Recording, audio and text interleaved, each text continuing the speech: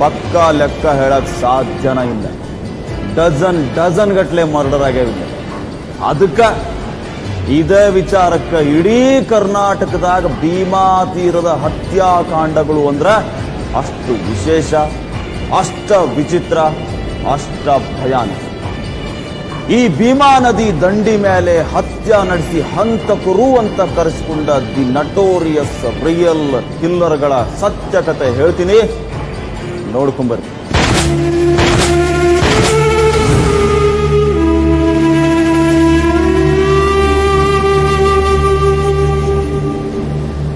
ವಿಜಯಪುರ ಜಿಲ್ಲೆ ಅಂದ ಕೂಡಲೇ ನಮಗೆಲ್ಲ ನೆನಪಿಗೆ ಬರೋದು ಭೀಮಾ ತೀರದ ಹಂತಕರು, ಭೀಮಾ ತೀರದಲ್ಲಿ ನಡೆದ ಸರಣಿ ಹತ್ಯಾಕಾಂಡಗಳು, ಅಲ್ಲಿನ ರಕ್ತ ಚರಿತ್ರೆ. ಮೊನ್ನೆಯಷ್ಟೇ ಹಂತಕ ಭಾಗಪ್ಪ ಹರಿಜನ ಮೇಲೆ ವಿಜಯಪುರ ನ್ಯಾಯಾಲಯದಲ್ಲಿ ಶೂಟೌಟ್ ನಡೆದ ನಂತರ ಮತ್ತೆ ಭೀಮಾ ತೀರದ ಹಂತಕರ ಬಗ್ಗೆ ಕುತೂಹಲಗಳು ಗರಿಗೆದರಿವೆ. ಈ ಬಗ್ಗೆ ಈ ಮೊದಲೇ ಪುಸ್ತಕಗಳು, ಸಿನಿಮಾ ಬಿಡುಗಡೆಯಾಗಿದ್ದಾದರೂ ಈ ಬಗ್ಗೆ ವಿಶೇಷ ಎಪಿಸೋಡ್ ಮಾಡುವಂತೆ ಹಲವಾರು ವೀಕ್ಷಕರಿಂದ ನಮ್ಮ ಕಚೇರಿಗೆ ಸಲಹೆಗಳು ಬಂದವು. ಅದರಲ್ಲೂ ಪುಸ್ತಕದಲ್ಲಿ ಬರೆದಿದ್ದು, ಸಿನಿಮಾದಲ್ಲಿ ತೋರಿಸಿದ ಸಂಗತಿಗಳಿಗೆ ಅಜಗಜಾಂತರ ವ್ಯತ್ಯಾಸಗಳಿವೆ. ಇನ್ನು ಪುಸ್ತಕದ ಬಗ್ಗೆನೂ ಭೀಮಾ ತೀರದ ದೇವಣಗಾಂವ್, ಸ್ವನ್ನ, ಅಫ್ಜಲ್ಪುರ್, ಬೊಮ್ಮನಹಳ್ಳಿ, ಬ್ಯಾಡಗಿಹಾಳ, ಸಿಂದಗಿ, ಇಂಡಿ ಭಾಗದಲ್ಲಿ ಅಸಮಾಧಾನದ ಮಾತುಗಳು ಕೇಳಿಬಂದವು. ಹೀಗಾಗಿ ನಿಮ್ಮ ಪ್ರಜಾ ಟಿವಿ ಭೀಮಾ ತೀರದ ಪಾತಕ ಲೋಕದ ಅಸಲಿ ಕಹಾನಿ ಏನು, ಯಾವುದು ಸತ್ಯ, ಯಾವುದು ಮಿಥ್ಯ ಅನ್ನೋದರ ಬಗ್ಗೆ ನಿಜ ಸಂಗತಿಗಳನ್ನ ಹೆಕ್ಕಿ ತೆಗೆದಿದೆ. ಪಾತಕಗಳನ್ನ ಕಣ್ಣಾರೆ ಕಂಡವರು, ಹತ್ಯೆಯಾದ ಪಾತಕಿಗಳ ಕುಟುಂಬಸ್ಥರನ್ನ, ಕೆಲ ಅಧಿಕಾರಿಗಳನ್ನ ಸಂದರ್ಶನ ಮಾಡಿ ಭೀಮಾ ತೀರದ ಅಸಲಿ ಸ್ಟೋರಿಯನ್ನ ನಿಮ್ಮ ಮುಂದೆ ಇಡ್ತಾ ಇದ್ದಾರೆ.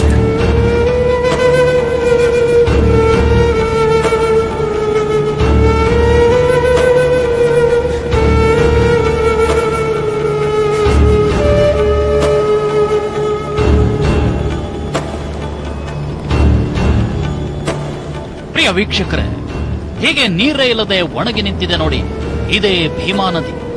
ವರ್ಷಕ್ಕೆ 12 ತಿಂಗಳು ತುಂಬಿ ಹರಿಯೋ ನದಿ ಏನಲ್ಲ. ಭೀಮಾ ನದಿ ತುಂಬಿ ಹರಿದಿದ್ದಕ್ಕಿಂತ ಒಣಗಿ ಒಡಲು ಬತ್ತಿಸಿಕೊಂಡು ನಿಂತಿದ್ದೇ ಜಾಸ್ತಿ. ನಿಮ್ಗೆಲ್ಲ ಗೊತ್ತಿದೆಯಲ್ಲ, ಕಳೆದ 5-6 ವರ್ಷಗಳಿಂದ ವಿಜಯಪುರ ಜಿಲ್ಲೆಯಲ್ಲಿ ಮಳೆ ಇಲ್ಲ. ನೆರೆಯ ಕಲಬುರಗಿ ಜಿಲ್ಲೆ ಏನು ಮಲೆನಾಡಲ್ಲ, ಅಲ್ಲೂ ಹೀಗೇನೆ ಮಳೆ ಇಲ್ಲದೆ ಅನಾವೃಷ್ಟಿ. ಹೀಗೆ ಸರಿಯಾಗಿ 6 ತಿಂಗಳ ಹಿಂದೆ ಬೀದರ್, ಕಲಬುರಗಿ, ಬೆಸ್ತ್ಕೊಳ್ಳೋ ಭಾಗದಲ್ಲಿ ಅಕಾಲಿಕ ಮಳೆಯಿಂದ ಅತಿವೃಷ್ಟಿಯಾಗಿತ್ತು. ಹಾಗಂತ ರೈತರಿಗೆ ಅನುಕೂಲ ಏನಾಗಲಿಲ್ಲ. ಅಷ್ಟೋ ಇಷ್ಟೋ ಬೆಳೆದ ಕಾಳು ದಿನಸು ಕಪ್ಪು ಹಿಡಿದು ಬಾಯಿಗೂ ಬೀಳದಂತೆ ಹಾಳಾಗಿ ಹೋಗಿದೆ. ಇತ್ತ ಅಫ್ಜಲ್ಪುರ, ಸಿಂದಗಿ ಭಾಗದಲ್ಲೂ ಹೇಳ್ಕೊಳ್ಳುವಂತಹ ಮಳೆ ಆಗಿಲ್ಲ.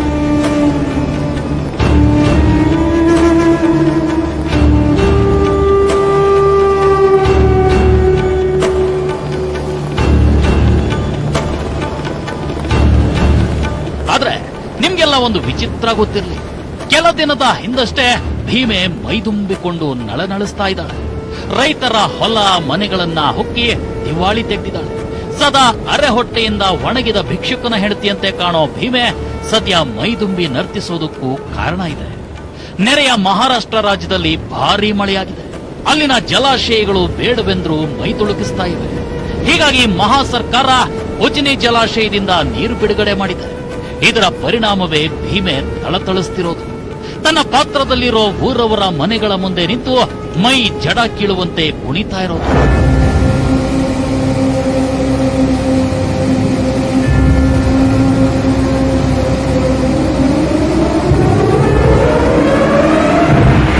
ಭೀಮಾ ನದಿಯ ಬಗ್ಗೆ ಅದ್ಯಾಕಿಷ್ಟೊಂದು ಪೀಠ್ಕೆ ಹಾಕ್ತಿದಾರಲ್ಲ ಅಂತ ನಿಮ್ಮ ಮನಸ್ಸಲ್ಲಿ ಪ್ರಶ್ನೆ ಇದ್ದಿರಬಹುದು. ಅದಕ್ಕೂ ಕಾರಣ ಇದೆ. ವಿಜಯಪುರ ಜಿಲ್ಲೆಯ ಸಿಂದಗಿ ತಾಲೂಕು, ಇಂಡಿ ತಾಲೂಕು, ನೆರೆಯ ಕಲಬುರಗಿ ಜಿಲ್ಲೆಯ ಅಫ್ಜಲ್ಪುರ್ ತಾಲೂಕು, ಅತ್ತ ಮಹಾರಾಷ್ಟ್ರದ ಸೊಲ್ಲಾಪುರ ಜಿಲ್ಲೆಗೆ ಈ ಭೀಮೆನೇ ಜೀವನಾಡಿ. ಕೃಷಿ ಮತ್ತು ಕುಡಿಯುವ ನೀರಿನ ಮೂಲ ಈ ಭೀಮೆ. ಭೀಮೆ ಈ ಭಾಗದ ರೈತರ ಬಾಯಾರಿಕೆಯಿಂದ ಬಳಲಿದವರಿಗೆ ಅದು ಹೇಗೆ ಜೀವನಾಡಿಯಾಗಿದ್ದಾಳೆ ಅನ್ನೋ ಮಾತು ಅದೆಷ್ಟು ಸತ್ಯನೋ. ಕಳೆದ 4 ದಶಕಗಳಿಂದ ಇಂದಿನವರೆಗೂ ಈ ಭಾಗಗಳಲ್ಲಿ ನಡೀತಾ ಬಂದಿರೋ ಪ್ರತಿ ಹತ್ಯೆಗೂ ಇದೇ ಭೀಮಾ ನದಿ ಮೂಕ ಸಾಕ್ಷಿಯಾಗಿ ನಿಂತಿರೋದು ಅಷ್ಟೇ ಸತ್ಯ.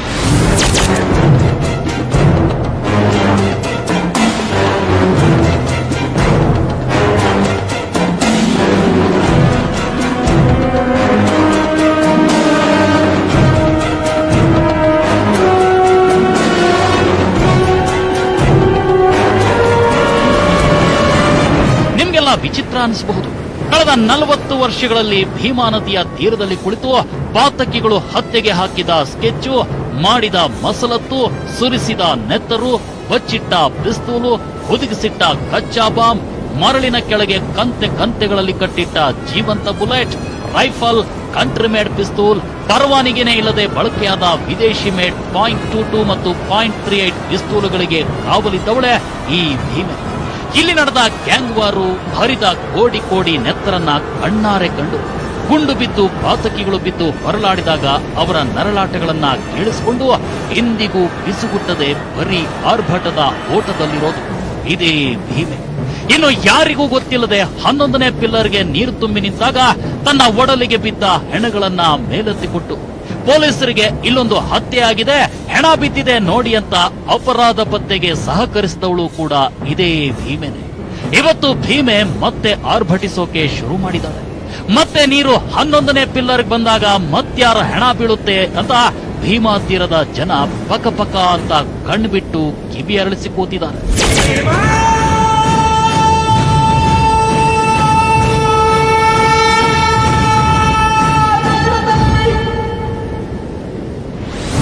ಇಷ್ಟು ವರ್ಷದಿಂದ ಭೀಮಾ ತೀರದಲ್ಲಿ ನಡೆದಂತಹ ಹತ್ಯೆಗಳು ಎಂಥವು? ಅದೆಷ್ಟು ಹತ್ಯೆಯಿಂದ ಭೀಮೆ ರಕ್ತಾಭಿಷೇಕ ಮಾಡಿಕೊಂಡು ತನ್ನ ಮೈ ಕೆಂಪು ಮಾಡಿಕೊಂಡು.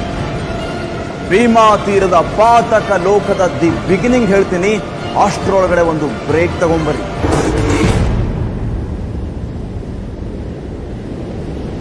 ಡೊಮಿನೋಸ್ನ ಟಾಪಿಂಗ್ಸ್ ಕಡಿಮೆ ಇರುತ್ತೆ. ಕ್ರಸ್ಟ್ ಇದೆ ಅಲ್ಲ, ಅದು ತುಂಬಾ ಡ್ರೈ ಆಗಿರುತ್ತೆ. ಗ್ರಾಹಕರು ಹೇಳ್ತಿದ್ರು ಏನಾದ್ರೂ ಮಾಡ್ಲೇಬೇಕಿತ್ತು. ಇನ್ನಷ್ಟು ಸಾಫ್ಟ್ ಮಾಡು, ಇನ್ನಷ್ಟು ದೊಡ್ಡದು, ಇನ್ನೂ ದೊಡ್ಡದು, ಇನ್ನಷ್ಟು ಹಾಕಿ.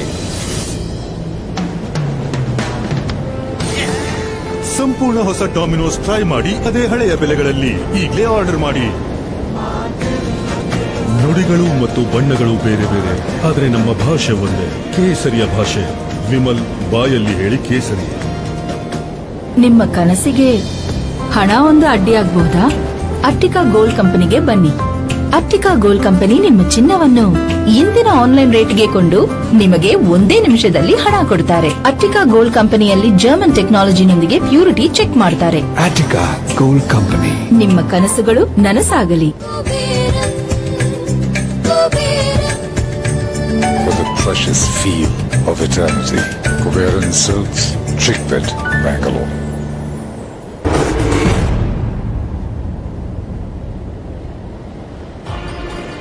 ಈ ಭೀಮಾ ತೀರದಾಗ ನಡೆದಂತಹ ಸರಣಿ ಹತ್ಯೆಗಳು, ಪಾತಕ ಕೃತ್ಯಗಳು, ಹಂತಕರ ಅಸಲಿ ಕಥೆಗಳನ್ನ ಕೇಳಿ ನಿಮಗೆ ಭಯ ಆಗಿರ್ಬೋದು. ಬಹುಶಃ ನಿಮಗೊಂದು ಆಶ್ಚರ್ಯ ಕಾಡ್ತಿರ್ಬೋದು. ಈಗ ನಾವೇನೀ ಭೀಮಾ ತೀರ ಅಂತ ಹೇಳ್ತಾ ಇದೀವಲ್ಲ, ಆ ಭೀಮಾ ತೀರ ಎಲ್ಲೈತಿ, ಹೆಂಗೈತಿ, ಯಾಕೆ ಭೀಮಾ ತೀರದಾಗ ಇಷ್ಟು ಮರ್ಡರ್ಗಳು ಆಗ್ತಾವು ಅನ್ನೊಂದು ಪ್ರಶ್ನೆ ನಿಮ್ಮನ್ನು ಕಾಡ್ತಿರ್ಬೋದಲ್ಲ. ಆ ಪ್ರಶ್ನೆಗೆ ಉತ್ತರ ಹೇಳ್ತೀವಿ, ನೋಡ್ಕೊಂಬರ್ರಿ. ಭೀಮಾ ತೀರದಲ್ಲಿ ನಡೆದ ಸರಣಿ ಹತ್ಯಾಕಾಂಡ ಎಂಥವರನ್ನು ಬೆಚ್ಚಿ ಬೀಳಿಸುತ್ತೆ. ಒಂದೇ ಒಂದು ತುಂಡು ಭೂಮಿಗಾಗಿ ಶುರುವಾದ ಜಗಳ ಇವತ್ತು ಡಜನ್ ಗಟ್ಲೆ ಹೆಣಗಳನ್ನ ಬೀಳಿಸಿದೆ ಅಂದ್ರೆ ನೀವು ನಂಬಲೇಬೇಕು. ಮೊದಲು ಭೂಮಿಗಾಗಿ ಶುರುವಾದ ಹತ್ಯೆಗಳು, ನಂತರ ಪ್ರತಿಷ್ಠೆ, ದ್ವೇಷ ಸಾಧನೆಗಾಗಿಯೇ ಸಾಕಷ್ಟು ಹೆಣಗಳು ಉರುಳುವುದು. 1980 ಅಂದ್ರೆ 4 ದಶಕದ ಹಿಂದೆ ಸಣ್ಣ ರಾಜ್ಯ ದೇವಣಗಾಂವದೊಳಗ ಅಲ್ಲಿ ಕಣ್ಮೇಶ್ವರ ಮತ್ತು ಬೋರ್ಗಿ ಇವ್ರ ನಡುವ ಆ ಕಣ್ಮೇಶ್ವರ ಮತ್ತು ಬೋರ್ಗಿ ಜಮೀನ ಹತ್ತಿರ ಬಾಂಧ ಒಂದಕ್ಕೊಂದು ಹತ್ತಿದ್ರು. ಅದು ಆ ಬಾಂಧದ ಒಂದು ಸಣ್ಣ ವಿಷಯದಾಗ ಏನೋ ಒಂದು ವಿಕೋಪ ಹೋಗಿ ಆ ಕಣ್ಮೇಶ್ವರ ಫ್ಯಾಮಿಲಿಯವರು ಈ ಬೋರ್ಗಿ ಅವರ ಫ್ಯಾಮಿಲಿಯವರಿಗೆ ಮರ್ಡರ್ ಆಯ್ತು. ಬರ್ಬರ್ತಾ ಆ ಹತ್ಯೆಗಳಿಗೆ ರಾಜಕೀಯ ಕೂಡ ತಳುಕು ಹಾಕೊಳ್ತಾ ಹೋಯ್ತು. ರಾಜಕಾರಣಿಗಳು ಭೀಮಾ ತೀರದ ಹಂತಕರನ್ನ ತಮ್ಮ ಸ್ವಾರ್ಥಕ್ಕಾಗಿ ಬಳಸ್ಕೊಳ್ತಾ ಹೋದ್ರು. ಆಗೊಂದಷ್ಟು ಹತ್ಯೆಗಳು ನಡೆದು ಹೋದ್ವು. ಈಗಂತೂ ಬಿಡಿ, ಮಿಸ್ ಕಾಡಿದ್ರೆ ಕೆಮ್ಮಿದ್ರೆ ಸಾಕು ಹೆಣ ಬೀಳೋ ಪರಿಸ್ಥಿತಿ ಬಂದೊದಗಿದೆ. ಅದಕ್ಕೆ ಸಾಕ್ಷಿ ಅಂದ್ರೆ ಇತ್ತೀಚಿನ ವರ್ಷಗಳಲ್ಲಿ ನಡೆದ ಹತ್ಯೆಗಳು, ಶೂಟೌಟ್. ನಿಮ್ಗೆ ಈ ಎಲ್ಲಾ ಹತ್ಯೆಗಳು ಹೇಗೆ ನಡೆದವು, ಪ್ರತಿ ಹತ್ಯೆಯ ಹಿಂದಿನ ಅಸಲಿ ಕಥೆಯನ್ನ ಎಳೆಯಾಗಿ ಬಿಚ್ಚಿ ಹೇಳಬೇಕಿದೆ. ಭೀಮಾ ತೀರವನ್ನ ಇಷ್ಟೊಂದು ನಟೋರಿಯಸ್ ಆಗಿ ಪ್ರೊಜೆಕ್ಟ್ ಮಾಡಿದ್ದ ಹಂತಕರ ಬಗ್ಗೆ, ಪ್ರಮುಖವಾಗಿ ಹತ್ಯೆಗೆ ಅಸಲಿಯಾಗಿದ್ದ ಕಾರಣಗಳ ಬಗ್ಗೆ ನಾವಿಲ್ಲಿ ಹೇಳಲೇಬೇಕಿದೆ. ಇನ್ನು ಪ್ರತಿ ಹಂತಕರ ಕೊಲೆ ಹಿಂದಿನ ಅಸಲಿ ಕಹಾನಿಯನ್ನ ಕೊಂಚವೂ ಅಳುಕಿಲ್ಲದೆ ಹೇಳಿದ್ದೇವೆ. ಆದ್ರೆ ಅದಕ್ಕೂ ಮುನ್ನ ಒಂದು ಕಾಲದಲ್ಲಿ ಸಾಮಾನ್ಯ ನದಿಗಳಂತಿದ್ದ, ಎಲ್ಲಾ ನದಿಗಳಂತೆ ಹರಿತಾ ಇದ್ದ, ಕೊಂಚವೂ ಅನುಮಾನ ಹುಟ್ಟಿಸೋ ವರ್ತನೆನೇ ಇಲ್ಲದೆ ಸಾಂಗವಾಗಿ ಸಾಗ್ತಾ ಇದ್ದ ಭೀಮಾ ನದಿಯಲ್ಲಿ ಅಂಥದ್ದೇನು ವಿಶೇಷ ಇತ್ತು ಇಷ್ಟೊಂದು ಫೇಮಸ್ ಆಗೋದಕ್ಕೆ? ಇಂಥ ಪ್ರಶ್ನೆ ಯಾರಲ್ಲೇ ಆಗ್ಲಿ ಹುಟ್ಟೋದು ಮನುಷ್ಯನಿಗೆ ಕೆಮ್ಮು ನೆಗಡಿ ಬರುವಷ್ಟೇ ಸಹಜ. ಆದ್ರೆ ರಾಜ್ಯದಲ್ಲಿ ಭೀಮಾ ನದಿ ತನ್ನ ವೈಶಿಷ್ಟ್ಯಗಳಿಂದ ಹೆಸರು ಮಾಡಿದ್ರೆ ಅದು ಬೇರೆದೇ ಮಾತು. ಆದ್ರೆ ಅದೆಲ್ಲೋ ಹುಟ್ಟಿ ಹರಿದು ಮತ್ತೆಲ್ಲೋ ಸೇರಿಕೊಳ್ಳೋ ಭೀಮೆ ಹೆಸರಾಗಿದ್ದು ಮಾತ್ರ ತನ್ನ ಎಡ ಬಲಗಳಲ್ಲಿ ನಡೆದ ಹತ್ಯೆಗಳಿಂದಾಗಿ.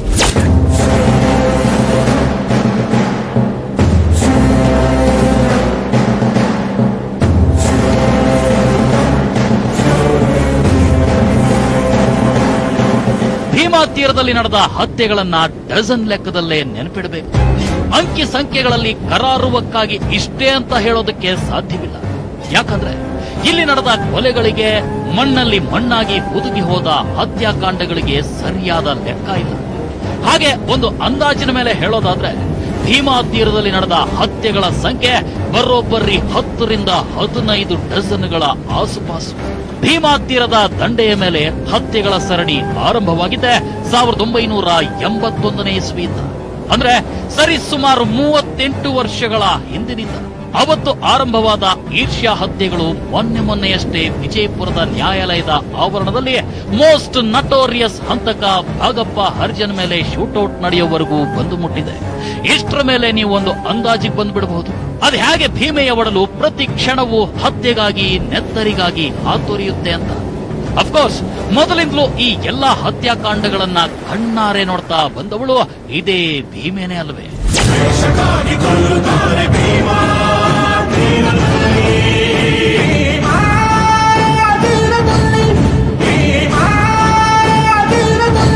ಅಲ್ಲಿನಿಂದ ಇಲ್ಲಿಯವರೆಗೂ 4 ದಶಕಗಳ ಆಸುಪಾಸಿನವರೆಗೆ ಡಜನ್ ಹತ್ಯೆಗಳು ನಡೆದು ಹೋಗಿದಾವಲ್ಲ. ಇದಕ್ಕೆ ಕಾರಣ ಏನು ಅಂತ ಕೇಳಿದ್ರೆ ನೀವು ಮತ್ತೊಂದು ಸಾರಿ ಅಚ್ಚರಿ ಪಡ್ತೀರಿ. ಯಾಕಂದ್ರೆ ಒಂದು ಕೊಲೆಯಾಗಬೇಕು, ಹಲವರನ್ನ ಭೂಮಿ ತಾಯಿಗೆ ಪ್ರಿಯವಾಗುವಂತೆ ಮಾಡಿ ಒಗೆದು ಹಾಕಬೇಕು ಅಂದ್ರೆ ಅದಕ್ಕೊಂದು ಕಾರಣ ಅಂತ ಇದ್ದೇ ಇರುತ್ತೆ. ಒಂದು ಕೊಲೆ ನಡೆದ್ರೆ ಅದರ ಹಿಂದೆ ಹೆಣ್ಣು, ಹೊನ್ನು, ಮಣ್ಣಿನ ಮೇಲಿನ ಆಸೆ ಬಿಟ್ರೆ ಬೇರೇನೂ ಇರೋದಿಲ್ಲ ಅನ್ನೋದು ಕ್ರೈಮ್ ಸಿದ್ಧಾಂತ. ಆದ್ರೆ ಭೀಮಾ ತೀರದಲ್ಲಿ ನಡೆದ ಸಾಲು ಸಾಲು ಹತ್ಯೆಗಳಿಗೆ, ಪಾತಕಗಳಿಗೆ ಕಾರಣವಾಗಿದ್ದು ಕೆಲವು ಅಂಶಗಳು. ಅದರಲ್ಲಿ 1ನೇಯದು ಪ್ರತಿಷ್ಠೆ, 2ನೇಯದು ಈರ್ಷೆ, 3ನೇಯದ್ದು ದೋಸ್ತಿ, ಹಾಗೆ 4ನೇಯದು ರಾಜಕಾರಣಿಗಳ ಸ್ವಾರ್ಥ. ನೀವು ನಂಬಲಿಕ್ಕಿಲ್ಲ, ಇಷ್ಟೊಂದು ಡಜನ್ ಹತ್ಯೆಗಳಾದ್ರೂ ಅವುಗಳ ಹಿಂದೆ ಅದೆಂತ ರೀಸನ್ ಇರಬೇಕು ಅಂತ ನೋಡೋದಕ್ಕೆ ಹೋದ್ರೆ ಅಲ್ಲಿ ಈ ಅಂಶಗಳನ್ನ ಬಿಟ್ಟು ಬೇರೆ ಏನೂ ಇರೋದಿಲ್ಲ. ಅಸಲಿಗೆ ಈ ಭೀಮಾ ತೀರದ ಪಾತಕ ಲೋಕದಲ್ಲಿ ಹೆಸರು ಮಾಡಿದವರು ಲೆಕ್ಕವಿಲ್ಲದಷ್ಟಿದ್ದಾರೆ. ಅದರಲ್ಲಿ ಕೇಶಪ್ಪ ತಾವರ್ಖೇಡ, ಶಿವಾಜಿ ಬೋರ್ಗೆ, ಮುತ್ತು ಮಾಸ್ತರ್, ಅಮೀನ್ ಸಾಬಾವಟಿ ಮುಂತಾದ ಹೆಸರುಗಳು ತುಂಬಾ ಸದ್ದು ಮಾಡಿದರು. ಇವರ ನಂತರ ತೀರಾ ಹುಬ್ಬೇರುವಂತೆ ಸದ್ದು ಮಾಡಿದ್ದು ಮಾತ್ರ ಮೋಸ್ಟ್ ನಟೋರಿಯಸ್ ಚಾಣಾಕ್ಷ ಹಂತಕ ಚಂದಪ್ಪ ಹರಿಜನ್.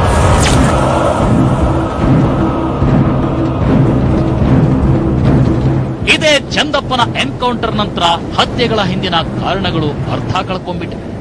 ಈರ್ಷ್ಯೆ, ಪ್ರತಿಷ್ಠೆ, ದೋಸ್ತಿಗಾಗಿ ನಡೀತಾ ಇದ್ದ ಹತ್ಯೆಗಳು ಸ್ವಾರ್ಥಕ್ಕೆ ತಿರುಗಿವೆ. ಚಂದಪ್ಪ ಹರಿಜನನ ಸಹೋದರ ಬಸವರಾಜ್ ಹರಿಜನ್, ಅಳಿಯ ಮುತ್ತುರಾಜ್ ಹತ್ಯೆಗಳೇ ಇದಕ್ಕೆ ಸಾಕ್ಷಿ.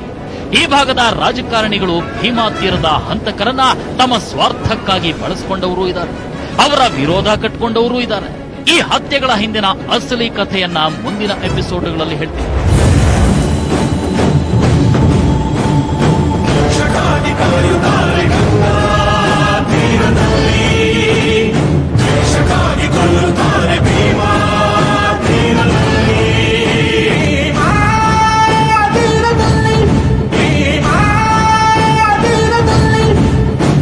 ಇದೇ ಕಾರಣಕ್ಕೋ ಏನೋ ಭೀಮಾ ತೀರದ ಪಾತಕ ಲೋಕ ದಿ ಸ್ಪೆಷಲ್ ಅಂತ ಕರೆಸ್ಕೊಳ್ಳೋದು.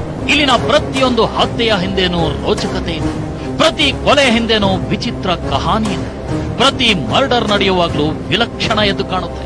ಇದೇ ಸಂಗತಿ ಇವತ್ತಿಗೂ ಭೀಮಾ ತೀರದ ಪಾತಕ ಲೋಕ ಅಂದ್ರೆ ರಾಜ್ಯದ ಜನರ ಕಿವಿ ನೆಟ್ಟಿಗೆ ಮಾಡುವಂತೆ ಮಾಡ್ತಿರೋದು.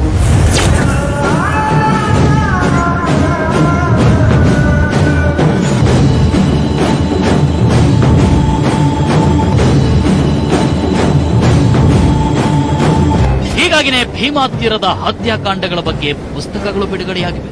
ಇಲ್ಲಿನ ಪಾತಕ ಲೋಕದ ಕುರಿತು ಬರೆದ ಬೆಂಗಳೂರು ಮೂಲದ ಪತ್ರಿಕೆಗಳು ರಾತ್ರೋರಾತ್ರಿ ಉತ್ತರ ಕರ್ನಾಟಕದಲ್ಲಿ ಮನೆ ಮಾತಾಗುವಂತೆ ಬೆಳೆದಿವೆ.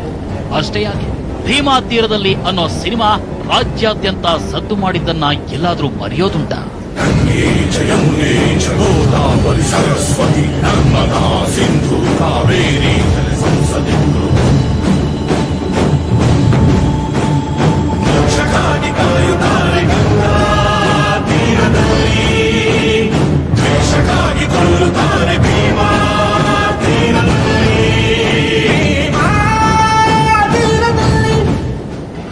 ಭೀಮಾ ತೀರದಾಗ ನಡೆದ ಇನ್ನಷ್ಟು ಸತ್ಯಕಥೆಗಳು, ಮತ್ತಷ್ಟು ಇಂಟ್ರೆಸ್ಟಿಂಗ್ ಮಾಹಿತಿ ಎರಡೂ ಹೇಳ್ತೀನಿ, ಆದ್ರೆ ಬ್ರೇಕ್ ಆದ್ಮೇಲೆ.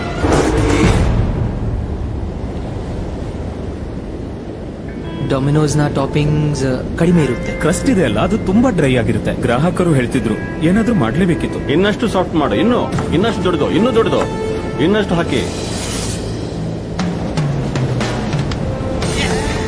ಸಂಪೂರ್ಣ ಹೊಸ ಡಾಮಿನೋಸ್ ಟ್ರೈ ಮಾಡಿ ಅದೇ ಹಳೆಯ ಬೆಲೆಗಳಲ್ಲಿ ಈಗಲೇ ಆರ್ಡರ್ ಮಾಡಿ. ಕೇಸರಿಯ ನುಡಿಯಲ್ಲೇ ಆಡಿದೆ ನನ್ನ ಶೈಲಿಯಲ್ಲೇ. ನುಡಿಗಳು ಮತ್ತು ಬಣ್ಣಗಳು ಬೇರೆ ಬೇರೆ, ಆದ್ರೆ ನಮ್ಮ ಭಾಷೆ ಒಂದೇ, ಕೇಸರಿಯ ಭಾಷೆ. ವಿಮಲ್ ಬಾಯಲ್ಲಿ ಹೇಳಿ ಕೇಸರಿ. ನಿಮ್ಮ ಕನಸಿಗೆ ಹಣ ಒಂದು ಅಡ್ಡಿಯಾಗಬಹುದಾ? ಅಟ್ಟಿಕಾ ಗೋಲ್ಡ್ ಕಂಪನಿಗೆ ಬನ್ನಿ. ಅಟ್ಟಿಕಾ ಗೋಲ್ಡ್ ಕಂಪನಿ ನಿಮ್ಮ ಚಿನ್ನವನ್ನು ಇಂದಿನ ಆನ್ಲೈನ್ ರೇಟ್ಗೆ ಕೊಂಡು ನಿಮಗೆ ಒಂದೇ ನಿಮಿಷದಲ್ಲಿ ಹಣ ಕೊಡುತ್ತಾರೆ. 1 ಲಕ್ಷಕ್ಕಿಂತ ಹೆಚ್ಚಿನ happy customers. Attica Gold Company. ನಿಮ್ಮ ಕನಸುಗಳು ನನಸಾಗಲಿ.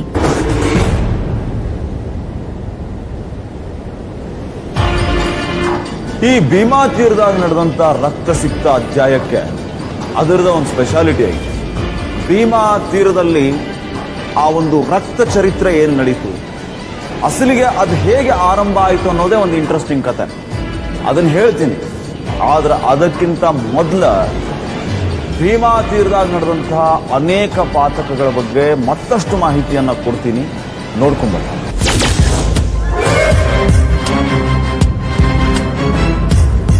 ನಮ್ಮ ರಾಜ್ಯದಲ್ಲೆಲ್ಲೂ ಈರ್ಷ್ಯಗಳೇ ಇಲ್ಲ ಅಂತೇನಲ್ಲ, ಮರ್ಡರ್ಗಳು ಆಗೋದೇ ಇಲ್ಲ, ಭೀಕರ ಹತ್ಯೆಗಳು ನಡೆಯೋದೇ ಇಲ್ಲ ಅಂತೇನಲ್ಲ ಬಿಡ್ರಿ.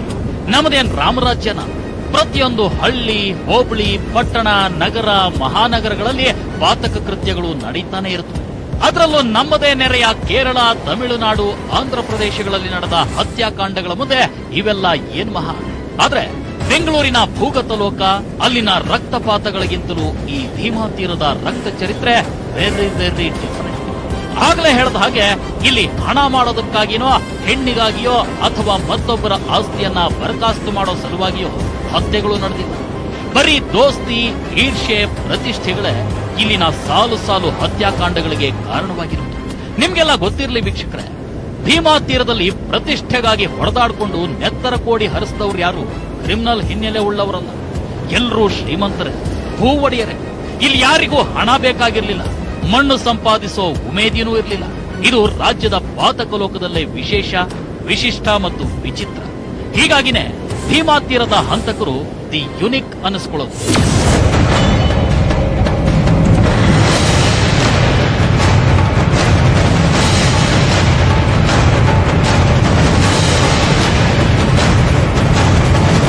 ಅಷ್ಟಕ್ಕೂ ಭೀಮಾ ತೀರದಲ್ಲಿ ಇಂಥ ಪಾತಕ ಲೋಕ ತೆರೆಕೊಂಡಿದ್ದೆ ಹಾಗೆ. ಇದರ ಆರಂಭ ಹೇಗಾಯ್ತು ಅನ್ನೋದನ್ನ ಹೇಳೋದಕ್ಕೂ ಮೊದಲು ಹತ್ಯೆಗಳು ನಡೆದಿದ್ದು ಎಲ್ಲಿ, ಭೀಮಾ ತೀರ ಇರೋದಾದ್ರೂ ಎಲ್ಲಿ, ಅಲ್ಲಿನ ವೈಶಿಷ್ಟ್ಯವನ್ನ ಹೇಳ್ಬಿಡ್ತಿದ್ವಿ. ಡಜನ್ ಹತ್ಯೆಗಳಿಗೆ ಸಾಕ್ಷಿಯಾದ, ಹರಿದ ರಕ್ತದ ಕೋಡಿಯನ್ನ ತನ್ನ ಹರಿವಿನಲ್ಲಿ ಬರಸೆಳೆದೊಯ್ದ ಭೀಮೆ ಹರಿದಿರೋದು ಇದೇ ವಿಜಯಪುರ ಹಾಗೂ ಕಲಬುರಗಿ ಜಿಲ್ಲೆಯ ಮಧ್ಯದಲ್ಲಿ. ಈ ನದಿನೇ ಇಲ್ಲಿ 2 ಜಿಲ್ಲೆಗಳ ನೈಸರ್ಗಿಕ ಗಡಿರೇಖೆ ಕೂಡ ಹೌದು.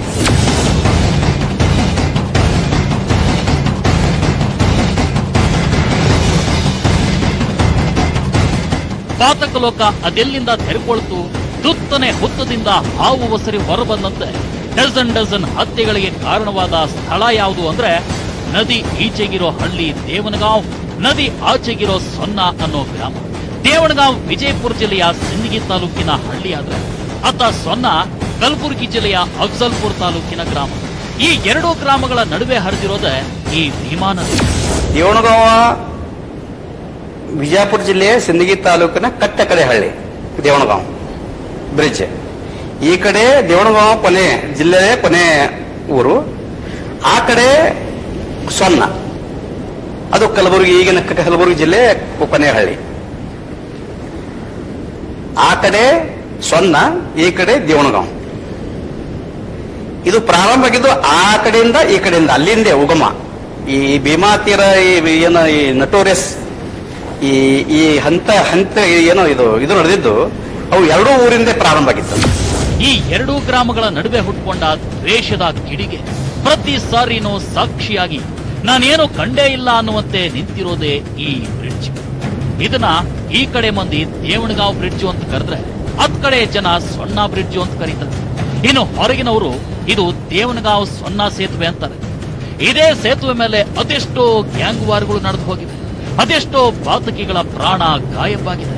ತಮ್ಮ ಜೀವ ಉಳಿಸ್ಕೊಳ್ಳೋಕೆ ಅದೆಷ್ಟೋ ಪಾತಕಿಗಳು ಇದೇ ಸೇತುವೆ ಮೇಲೆ ವಿಷ ಉಂಡ ಇಲಿಯಂತೆ ಅತ್ತಿಂದಿತ್ತ ಒದ್ದಾಡಿದ್ದಾರೆ. ಕತ್ತಲೆ ಹೊತ್ತು ಮಲಗಿದಾಗ ಇದೇ ಬ್ರಿಡ್ಜ್ಗಳಿಗೆ ನಾ ಎನ್ನುವವರ ಹತ್ಯೆಗೆ ಪಾತಕಿಗಳು ಸ್ಕೆಚ್ ಹಾಕಿ ಸರಿ ರಾತ್ರಿಯಲ್ಲಿ ಕಾದದ್ದೂ ಇದೆ. ದೇವಣಗಾಂವ್ ಸೊನ್ನ ಗ್ರಾಮಗಳ ನಡುವೆ ಜಗಳ ಶುರುವಾದಾಗ ಇದೇ ಸೇತುವೆ ಎರಡು ಗ್ರಾಮಗಳ ನಡುವೆ ಅಘೋಷಿತ ಗಡಿರೇಖೆಯಾಗಿತ್ತು. ಪ್ರತಿ ಉದ್ವೇಗದ ಮಾತಲ್ಲೂ ಬ್ರಿಡ್ಜ್ ದಾಟ್ ಬಂದ್ರೆ ನೋಡ್ರ್ಯಾ ಮಕ್ಕಳ ಅನ್ನೋ ಬೆದರಿಕೆ ಇರ್ತಿತ್ತು. ಆದ್ರೆ ಇವತ್ತು ಇದ್ಯಾವುದೂ ಇಲ್ಲ.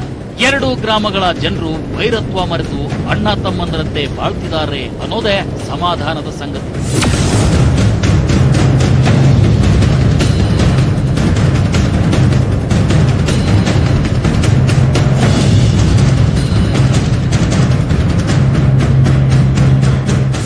ಎಲ್ಲ ಮರೆತು ಈಗ ಎಲ್ಲಾರು ಕೂಡ ಕಡಮೇಶ್ವರ್ ಕಂಬ್ಳಿ, ಯಾರು ಬೋರ್ಗಿ ಅವರು, ಊಟಿ ಅಮೀನ್ ಸಾಬ್ರು ಕಂಬ್ಳಿ, ಮಾಣಿಕಪ್ಪ ಮಾಸ್ತರ್ ಕಂಬ್ಳಿ, ಎಲ್ಲರಿಗೂ ಅನ್ಯೋನ್ಯವಾಗಿ ಅದಾರ. ಯಾರು ಎಲ್ಲ ಹಿಂದಿಂದೆಲ್ಲ ಮರಿತಿ ಈಗ ಅಗದಿ ಇದ್ರ ಟೈಪ್ ಅದಾರ. ಇದಕ್ಕೆ ಒಂದೇ ನಿದರ್ಶನಪ್ಪ ಅಂತಂದ್ರೆ ಏನ ಕಡಮೇಶ್ವರ ಫ್ಯಾಮಿಲಿ ಒಳಗೇನ ಮೊದಲಿಂದ ಉದ ಐತಲ್ಲ, ಆ ಫ್ಯಾಮಿಲಿ ಸಂತ ಅದಾರ ಅವರು. ಕಡಮೇಶ್ವರ ಶರಣಪ್ಪ ಅಂತೇಳಿ ಅವರು ಜಡ್ಪಿ ಮೆಂಬರ, ಒಳ್ಳೆಯ ಸಮಾಜದ ಹೆಸರಿದ್ದವರು. ಅವ್ರ ಜೊತೆ ಕೆಸಪ್ಪ ತಳ್ಕೊಂಡ ಬ್ರದರ್ ಬಸವರಾಜ್ ತವ್ರ ಕಡ್ತೇವೆ. ಒಂದೇ ಗಾಡಿ ಒಳಗ ಒಂದೇ ಊಟ ಎಲ್ಲಿ ಆದರೂ ಅವ್ರು ಜೋಡಿ ಇರ್ತಾರೆ. ಇವತ್ತಿನ ತನೂ ಅವ್ರು ಜೋಡಿ ಮ್ಯಾಗಿರ್ತಾರೆ. ಅವ್ರು ಇರ್ತಾರ ಅವ್ರು ಇರ್ತಾರ ಅಂದ್ರೆ ಅಷ್ಟು ಅನ್ಯೂನ್ಯವಾಗಿ ಅದಾರ. ಈಗ ಅವಾಗನು ಚಲೋನಿದ್ದೀವಿ, ಈಗನು ಚಲೋನಿದ್ದೀವಿ ರೀ. ವಿಶೇಷವಾಗಿ ಅವಾಗ ಏನ ಜಗಳ ಪಿಗಳ ಏನಂತಾರೆ ಅಷ್ಟೇನು ಇದು ಅನ್ಸಿಲ್ಲ. ಅದು ಹಂಗೇನು ಅನಿಸಲಾರ್ದೇನೆ ಇದಾಗ್ಬಿಟ್ಟಿದ್ದವು. ವಿಶೇಷ ಏನು ಗೊತ್ತೇ ಇಲ್ಲದು. ಗೆಳತನ ಪಿಳ್ತನ ನಮ್ಮವರೆಲ್ಲ ಚಲೋನೇ ಅದಾವ. ಅವರು ನಮ್ಮ ತವ್ರ ಕಡದವರು ಊರಾಗ ಎಲ್ಲ ನಿರ್ಣಯರು ಎಲ್ಲ ಮರಾಠಿ ಗಿರಾಠಿ ಎಲ್ಲಾ ಸಮಾಜದವರು ಎಲ್ಲರೂ ಚಲೋನೇ ಇದ್ದೀವಲ್ಲ. ವಿಶೇಷವಾಗಿ ನನ್ನ ಜೋಡಿನೇ ಜಿಲ್ಲಾ ಪಂಚಾಯತಿಗೆ ನಾವು ತೋಳಾಳಿಗೆ ಅವ್ರಿಗೆ ಬೋರಿಗೆ ಕುಟುಂಬದ ಒಂದು ಸದಸ್ಯತ್ವ ತಾಲೂಕ್ ಪಂಚಾಯತಿ ಆರಿಸ್ತೀವಿ. ನಮ್ಮ ಜೊತೆಯಲ್ಲೇ ಜಿಲ್ಲಾ ಪಂಚಾಯತಿ ಆರಿಸಾಡಿ ಬೋರಿಗೆ ಕುಟುಂಬ ಚಂದ್ರಾಮ್ ಬೋರ್ಗಿ ಅಂತೇಳಿ, ಚಂದ್ರಕಾಂತ ಬೋರ್ಗಿ ಅಂತೇಳಿ ಅವನಿಗೆ ತಾಲೂಕ್ ಪಂಚಾಯತಿ ಸದಸ್ಯ, ಅವನಿಗೆ ನಾವು ಟಿಕೆಟ್ ಕೊಡಿಸಿ ನಮ್ಮ ಜೊತೆಗೆ ಆರಿಸ್ತೀವಿ. ಇನ್ನು ಇದೇ ಬ್ರಿಡ್ಜು ಹಾಗೂ ಭೀಮಾ ತೀರದಲ್ಲಿ ನಡೀತಾ ಇದ್ದ ಹತ್ಯೆಗಳ ನಡುವೆ ವಿಚಿತ್ರ ತಳಕಿದೆ. ಬ್ರಿಡ್ಜ್ನ 11ನೇ ಪಿಲ್ಲರ್ಗೆ ನೀರು ಬಂದ್ರೆ ಹೆಣ ಬೀಳೋದು ಗ್ಯಾರಂಟಿ ಅನ್ನೋ ನಂಬಿಕೆ ಇಲ್ಲಿದೆ. ಹಾಗೆ ಬಿದ್ದಿವೆ ಕೂಡ. ಈ ಇಂಟ್ರೆಸ್ಟಿಂಗ್ ಸಂಗತಿಯನ್ನ ಮುಂದಿನ ಎಪಿಸೋಡ್ಗಳಲ್ಲಿ ಸವಿವರವಾಗಿ ಹೇಳ್ತೀವಿ. ಆದ್ರೆ ಭೀಮಾ ತೀರದಲ್ಲಿ ಹೀಗೆ ರಕ್ತಪಾತಗಳು ನಡೆಯೋದಕ್ಕೆ ಕಾರಣ ಏನು? ಅದು ಹೇಗೆ ಹತ್ಯಾಕಾಂಡಗಳ ಸರಣಿ ಆರಂಭವಾಯಿತು? ದೇವಣಗಾಂವ್ ಸೊನ್ನ ಗ್ರಾಮಗಳಲ್ಲಿ ತುಂಬು ಶ್ರೀಮಂತರಾಗಿದ್ದ ಜಮೀನುದಾರರಾಗಿದ್ದವರು ಹೀಗೆ ಹಂತಕರಾಗಿದ್ದ ಹೇಗೆ? ಬುಲೆಟ್ ಗಾಡಿ ಮೇಲೆ ಅಡ್ಡಾಡ್ತಾ ಇದ್ದವರು ಬುಲೆಟ್ ಲೋಡ್ ಮಾಡಿದ ಪಿಸ್ತೂಲುಗಳನ್ನ ಹಿಡಿದು ನರಮೇಧ ಮಾಡಿದ್ಯಾಕೆ? ಮೂಲವಾಗಿ ಭೀಮಾ ತೀರದ ಹಂತಕರು ಹುಟ್ಕೊಂಡಿದ್ದ ಹೇಗೆ ಅನ್ನೋ ಇಂಟ್ರೆಸ್ಟಿಂಗ್ ಹಾಗೂ ಭಯಾನಕ ಸ್ಟೋರಿಯನ್ನ ಮುಂದಿನ ಎಪಿಸೋಡ್ಗಳಲ್ಲಿ ಡೀಟೇಲ್ ಆಗಿ ಹೇಳ್ತಾ ಹೋಗ್ತೀವಿ. ಜೊತೆಗೆ ಭೀಮಾ ತೀರದ ಹಂತಕರಲ್ಲೊಬ್ಬನಾದ ಯಲ್ಲಪ್ಪ ಹರಿಜನ ತನ್ನ ಸಾವಿಗೂ ಮುಂಚೆ ಪ್ರಜಾ ಟಿವಿಗೆ ನೀಡಿದ ಸಂದರ್ಶನದಲ್ಲಿ ಬಿಚ್ಚಿಟ್ಟ ಕೆಲ ಭಯಾನಕ ಹಾಗೂ ರೋಚಕ ಸಂಗತಿಗಳನ್ನ ಹೇಳ್ತೀವಿ. ನಿಮ್ಮ ಕುತೂಹಲವನ್ನ ಕಾಯ್ದಿರಿಸಿಕೊಳ್ಳಿ. ಮುಂದಿನ ಸಂಚಿಕೆಯನ್ನ ತಪ್ಪದೇ ನೋಡಿ.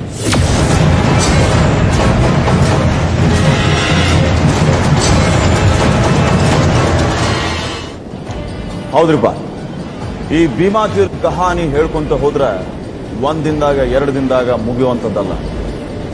ಇವತ್ತು ಭೀಮಾ ತೀರದ ಒಂದು ಇಂಟ್ರೊಡಕ್ಷನ್ ಅಂದ್ರೆ ಒಂದು ಜಸ್ಟ್ ಒಂದು ಸನ್ನಿವೇಶದ ಬಗ್ಗೆ ಅಷ್ಟೇ ಹೇಳಿನ ನಾನು.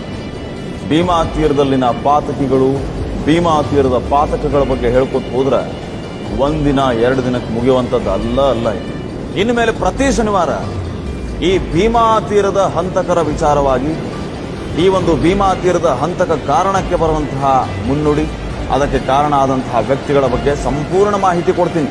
ಮಿಸ್ ಮಾಡ್ದಂಗ ಪ್ರತಿ ಶನಿವಾರ ರಾತ್ರಿ 8:28 ನಿಮ್ಮ ಲಾಕಪ್ ಕಾರ್ಯಕ್ರಮದಾಗ ಭೀಮಾ ತೀರದ ರಕ್ತ ಚರಿತ್ರೆ ಅನ್ನೋ ವಿಶೇಷ ಕಾರ್ಯಕ್ರಮ ನೋಡ್ಕೋತೀರಿ. ಭೀಮಾ ತೀರದ ಹಂತಕರ ಬಗ್ಗೆ ನೀವು ತಿಳ್ಕೊ. ನಿಖರ ಸುದ್ದಿಗಾಗಿ ನೋಡ್ತಾ ಇರಿ ಪ್ರಜಾ ಟಿವಿ. ಬರ್ತೀನಿ.